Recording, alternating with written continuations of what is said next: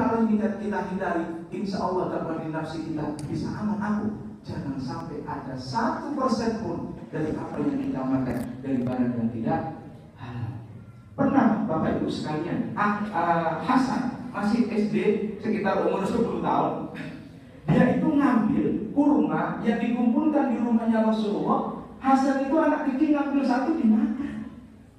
Kemudian dikejar oleh Rasulullah, Hasan di sini. Karena Rasulullah saat keluarganya Rasulullah nggak boleh ngambil zakat infak. Kemudian dipanggil Hasan, terbuknya dikepuk-kepuk dan digobok sampai dia muntah. Kenapa? Kalau sampai kurma ini yang 1 biji, kurma yang zakat ini dimakan oleh tujuh bahasan, maka dia akan menghalangi dia untuk bisa dakwah nafsi dan menjadikan dia malas untuk mendekatkan diri kepada Allah Subhanahu wa Ta'ala. Ini Bapak Ibu sekalian yang harus kita perhatikan.